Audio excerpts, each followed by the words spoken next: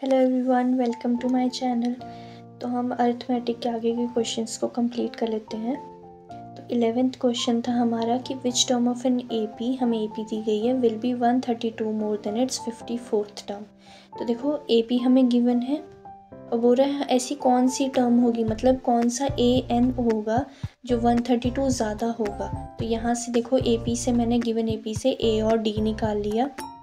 अब according to question बोल रहा है कि ऐसा कौन सा ए एन है जो 54th टर्म से जो है वो 132 ज़्यादा है।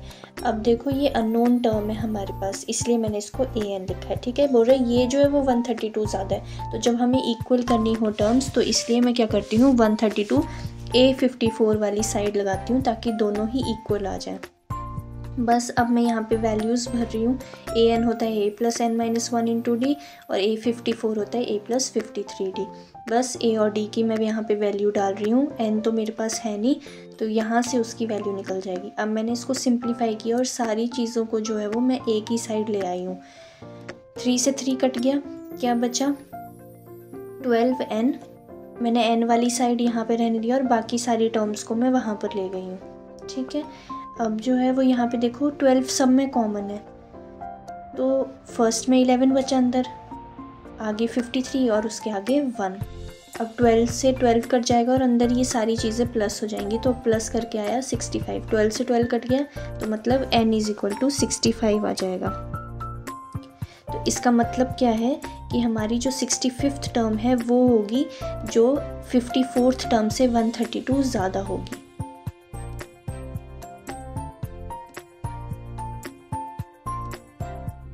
नेक्स्ट क्वेश्चन है हमारा 2 APs हैं, दोनों का सेम कॉमन डिफरेंस है और जो डिफरेंस बिटवीन देयर 100 टर्म है वो 100 है और डिफरेंस बिटवीन 1000 टर्म जो है वो हमें निकालना है। तो फर्स्ट AP में मान लेती हूँ A1 A2 and so on AN तक है और सेकंड AP में मान लेती हूँ B1 B2 and so on BN तक है। आप कुछ भी मान सकते हो, हम अपनी मर्ज़ी से मान रहे हैं तो कोई भी टर्म ले सकते हैं यहाँ पे।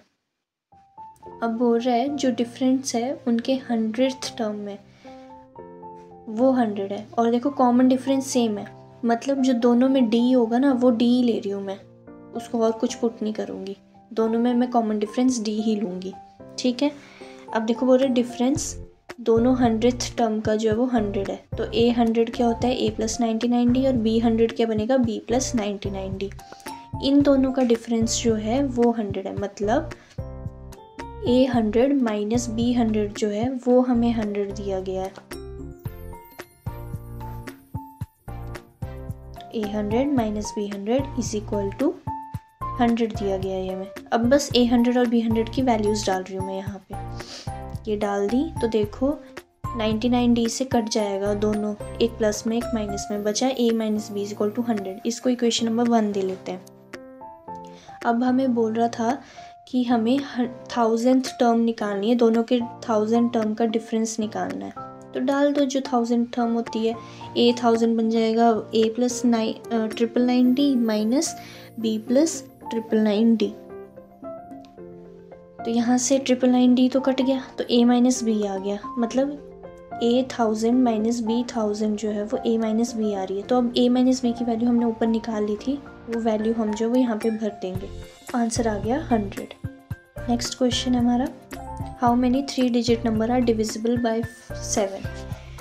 तो देखो हमारे पास 3 डिजिट नंबर जो हैं वो स्टार्ट कहाँ से होते हैं। तो 3 डिजिट नंबर हमारे पास आते हैं 100 से होना स्टार्ट होते हैं, उसके बाद 101 102 103 एंड सो ऑन, वो चलता ही जाता है। ठीक है, अब देखो ये 7 से डिवाइड हो रहा है कि नहीं, 100 तो नहीं होता, 101 भी नहीं होता, 2 भी नहीं, 3 भी नहीं, 4 भी नहीं होता, 5 हो जाता है। ठीक है, तो 105 वो फर्स्ट 3 डिजिट नंबर होगा जो 7 से डिवाइड होगा। उसके बाद 7 प्लस करते जाओ क्योंकि 7 से डिविजिबल है तो वो करते जाएंगे तो हमारे पास जो वो सीरीज़ बन जाएगी। तो हमारी सीरीज़ क्या आ गई 105, 112, 119 एंड सो ऑन।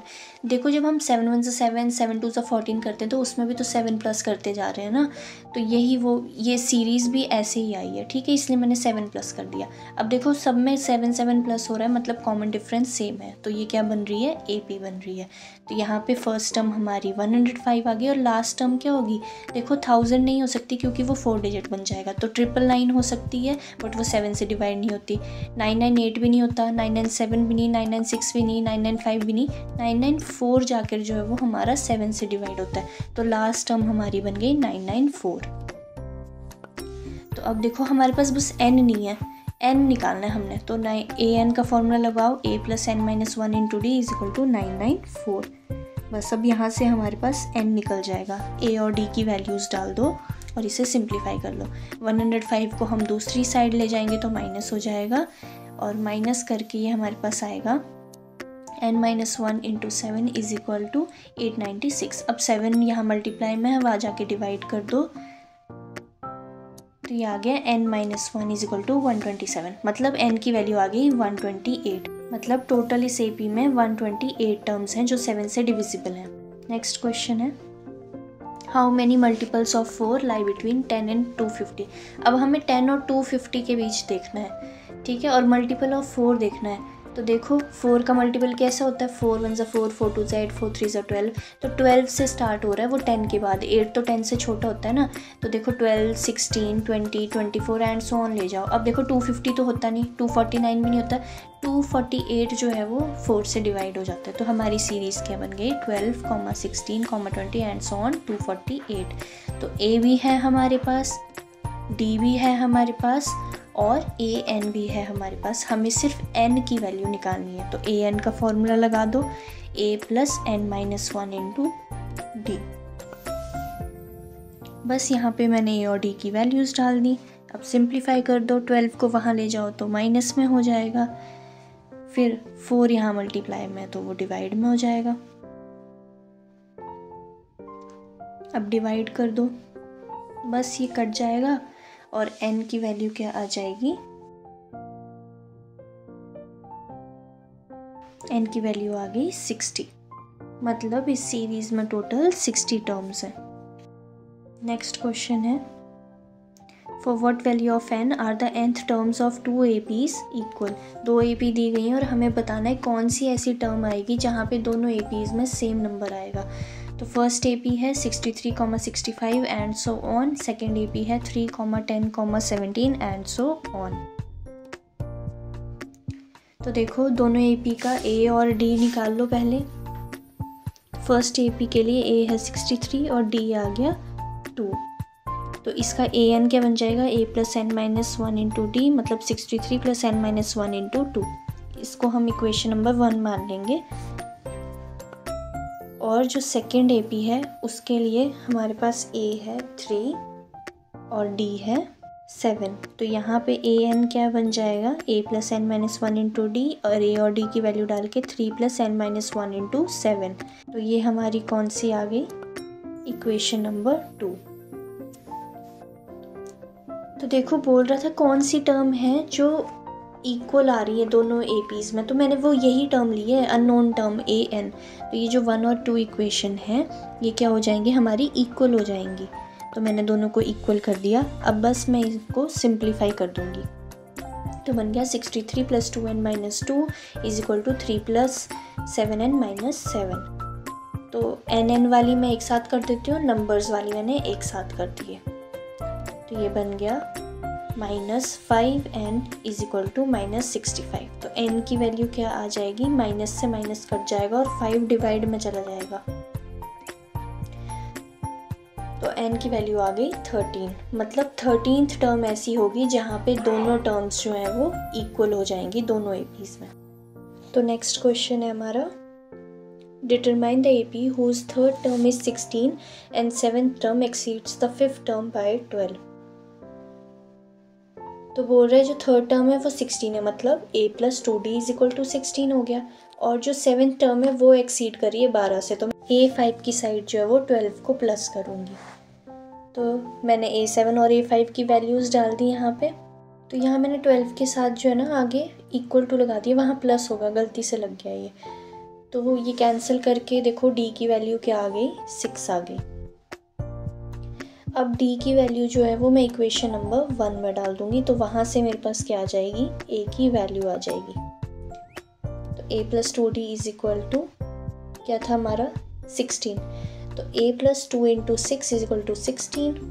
अब 12 को मैं उधर ले जाऊंगी तो क्या आ जाएगा, a = 4। तो a भी आ गया, d भी आ गया। तो मुझे क्या बनाना था, AP बनानी थी। तो देखो फर्स्ट टर्म 4 है, सेकंड टर्म में क्या करते हैं, फर्स्ट टर्म में d प्लस करते हैं, थर्ड टर्म में क्या करते हैं, सेकंड टर्म में d प्लस करते हैं। तो ये P आ गई। नेक्स्ट क्वेश्चन है, find the 20th term from the last term of the AP। तो हमें लास्ट टर्म से निकालना स्टार्ट करना है। तो लास्ट टर्म से हमारी सीरीज़ क्या बनेगी, पहले वो लिख लेते हैं तो ईजी हो जाता है। तो 253 आ जाएगा आगे, और एंड्स ऑन 13, 8, 3। तो अब 253 के आगे वाली टर्म कौन सी लिखें, वो तो d से ही पता कर सकते हैं हम। तो देखो यहाँ पे d कैसे निकालेंगे, हम जो है वो पिछली वाली टर्म से आगे वाली टर्म को माइनस करते हैं, इसलिए 8 - 13 किया तो ये आ गया -5। तो AP क्या बन गई, 253 में -5 कर दो, उसके बाद सेकेंड टर्म में फिर -5 कर दो, तो वो बनता जाएगा। ठीक है, या फिर आप a + d, a + 2d third term होती है, वैसे करके भी कर सकते हो। ठीक है, तो ये हमारी AP आ गई, a और d आ गए यहाँ से हमारे पास, और A20 हमें निकालना है। A20 होता है a + 19d। बस a और d की वैल्यूज़ डालो, सॉल्व करो और आंसर आ जाएगा। तो ये सॉल्व करके हमारे पास आया 253 - 95, जो कि होता है 150। नेक्स्ट क्वेश्चन है, सम दिया है 4th और 8th टर्म का 24 और 6th और 10th टर्म का 44। हमें फर्स्ट 3 टर्म्स निकालनी है AP के। तो जो गिवन है वो लिख दो, A4 + A8 = 24 दिया, और A6 + A10 जो है वो 44 दिया गया है हमें। तो A4 + A8 क्या होता है, A4 होता है a + 3d और A8 होता है a + 7d, A6 होता है a + 5d और A10 होता है a + 9d। मैंने वही वैल्यूज़ डाली हैं। अब मैं जो फर्स्ट वाला मैंने लिखा था उसको सॉल्व करके 2a + 10d बना है, और सेकेंड वाले को सॉल्व करके 2a + 14d बना है। अब इन दोनों इक्वेशंस में देखो, जो 2a है वो दोनों में सेम है, इसलिए सब्ट्रैक्ट करेंगे तो a वाली वैल्यूज़ कट हो जाएंगी और सिर्फ d में वैल्यूज़ बचेंगी। तो ये बना -4d = -20। माइनस से माइनस कट गया, d आ गया 20/4, तो मतलब d की वैल्यू आ गई 5। अब d की वैल्यू 5 आ गई, मैं किसी भी इक्वेशन में पुट करूँगी तो a की वैल्यू आ जाएगी। मैं इक्वेशन नंबर 1 में पुट कर रही हूँ, तो ये आ गया 2a + 10 × 5 = 24। तो 2a की वैल्यू आ गई -26। a की वैल्यू क्या आ जाएगी, -13। तो a भी आ गया, d भी आ गया, हम फर्स्ट 3 टर्म्स लिख सकते हैं। तो हमारी AP क्या बनेगी फर्स्ट 3 टर्म्स की, -13, -13 + d -13 + 2d। यही होती है हमारी फर्स्ट 3 टर्म्स की AP। तो बस d की वैल्यूज़ डाल दो और AP हमारी आ जाएगी -13, -8, -3। नेक्स्ट क्वेश्चन है हमारा, शुभा राव जो है उसने 1995 में वर्क करना स्टार्ट किया था और एनुअल सैलरी उसकी 5000 और इंक्रीमेंट हर साल उसका 200 रुपये का होता है। तो बोल रहे 7000 कब उसकी सैलरी बन जाएगी। तो देखो फर्स्ट ईयर में तो 5000 थी, सेकेंड ईयर में 200 बढ़ा होगा तो 5200 बन गई, थर्ड ईयर में जो है वो 200 और बढ़ा होगा, 5200 में 200 और बढ़ा होगा तो 5400 हो गई होगी, एंड सो ऑन, ऐसे चलता जाएगा। अब हमें तो पता करना है कि 7000 कब हुई होगी। तो सीरीज़ कुछ ऐसी बन रही है, 5000, 5200 एंड 5400 एंड सो ऑन। तो यहाँ पे A 5000 है, D की वैल्यू 200 है क्योंकि 200 का इंक्रीमेंट हो रहा है, और ऐसे भी निकाल सकते हो आप D। वैसे AN हमें 7000 दिया है, हमें नहीं पता कि कौन से ईयर में आ रहा है। A और D की वैल्यू डाल दी मैंने। अब इसको बस सॉल्व कर लो, 5000 को उधर ले जाओ, 2000 बन जाएगा। अब 200 को उधर डिवाइड में ले आओ, तो ये आ गया 10। तो मतलब n की वैल्यू आ गई 11, मतलब 11th ईयर में होगा उसका 7000। तो 11th ईयर में होगा 7000, हमारा स्टार्ट कहाँ से होता था, 1995 से, मतलब वो फर्स्ट ईयर है हमारा। तो फर्स्ट ईयर तो हो गया, उसके बाद कितने 10 साल और लगे होंगे, तब जाकर जो है उसकी जो है वो सैलरी 7,000 हुई होगी। ठीक है, तो मतलब 1995 में हम 10 प्लस और करेंगे तो हमारा 2005 में उसकी सैलरी 7,000 हो जाएगी। नेक्स्ट क्वेश्चन है हमारा कि रामकली जो है वो सेव करती है 5 रुपीज़ फर्स्ट वीक में और उसके बाद इंक्रीज़ करती जाती है हर वीकली 1.75 रुपीज़। तो हमें nth वीक निकालना है कि उसकी वीकली सेविंग जो है वो 20.75 बन जाए। तो देखो फर्स्ट वीक में 5 रुपीज़, सेकेंड वीक में 5 रुपीज़ में उसने 1.75 ऐड कर दिए तो 6.75 रुपीज़ बन गया। थर्ड वीक में उसने 6.75 रुपीज़ जो बन गए थे उसमें फिर से 1.75 डाला तो 8.50 रुपीज़ बन गए। तो हमारी सीरीज़ कुछ ऐसी आ रही है 5, 6.25, 8.50 एंड सो ऑन चलता जा रहा है। तो यहाँ से देखो ए हमारा क्या है 5 आ रहा है और डी जो है वो हमारा वो क्या आ रहा है 1.75। तो ये ए पी बन रही है हमारी, है ना, क्योंकि डी कॉमन है। और ए एन जो है हमारा 20.75 है जो हमें निकालना है, यहाँ से nth टर्म निकालनी कि 20.75 कब बनेगा हमारा। तो n की वैल्यू नहीं है, बाकी सारी तो हमारे पास आ गई थी, वो सारी मैंने पुट कर दी। 5 को उधर ले जाओ, 5 माइनस कर दो और फिर 1.75 यहाँ मल्टीप्लाई में वहाँ जाके डिवाइड हो जाएगा।